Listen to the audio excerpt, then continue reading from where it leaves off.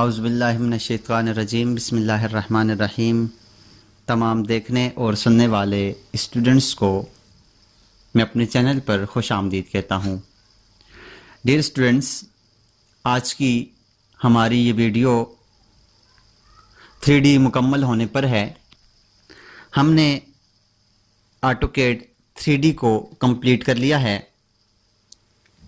میں آپ سے یہ گزارش کروں گا کہ اگر مجھ سے کوئی کمانڈ رہ گئی ہو یا کہیں پر آپ کو کچھ سمجھ نہ آیا ہو تو آپ ضرور مجھے کمنٹس باکس میں پوچھ سکتے ہیں، اور اگر کوئی ایسی کمانڈ، کوئی ایسا ٹولز مجھ سے رہ گیا ہو جو میں نے آپ لوگوں کو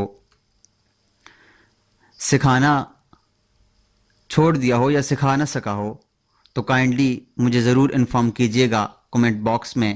میں ضرور کوشش کروں گا کہ آپ کے لیے اس ویڈیو کو بھی بنا کر وہ جو کمانڈ ہے آپ کو سکھا سکوں۔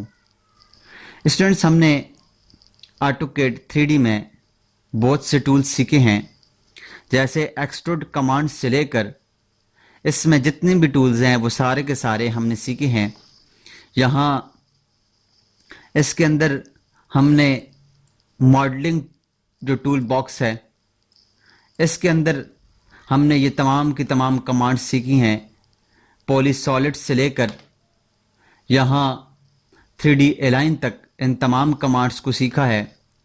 اس کے علاوہ ہم نے یہاں پر ویژول اسٹائل کو سیکھا ہے کہ ویژول اسٹائل کس طرح سے استعمال ہوتا ہے اور ہم اس کو کیسے یوز کرتے ہیں اور کہاں کہاں یوز کرتے ہیں۔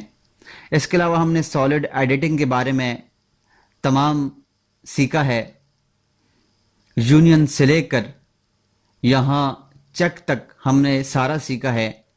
اس کے علاوہ ہم نے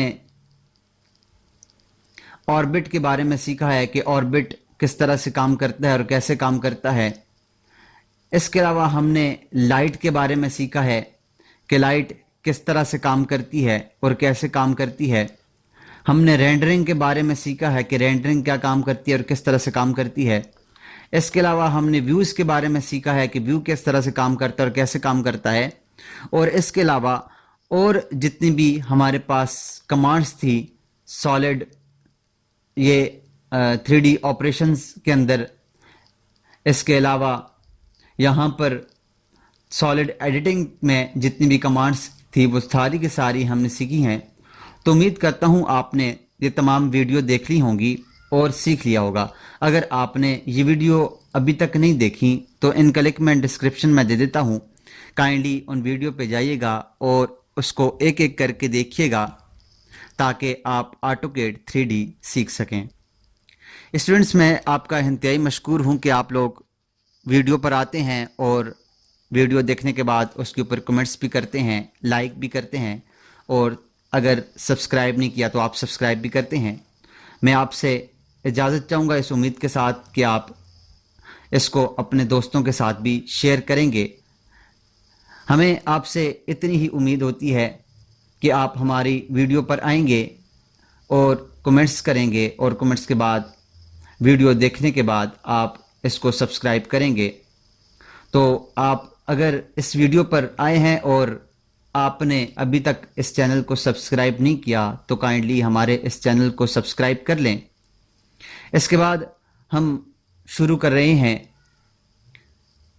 آٹوکیڈ کے اندر روڈ کے کام کو، کہ ہم روڈ کے کراس سیکشن کس طرح سے بناتے ہیں، روڈ کے لانگ سیکشنز کس طرح سے بناتے ہیں، لانگز کے ٹپیکل کراس سیکشنز کس طرح سے بناتے ہیں۔ اس کے علاوہ روڈ کے اندر ہم سینٹر لائن کس طرح سے لگاتے ہیں، یہ تمام کے تمام طریقے ہم سیکھیں گے۔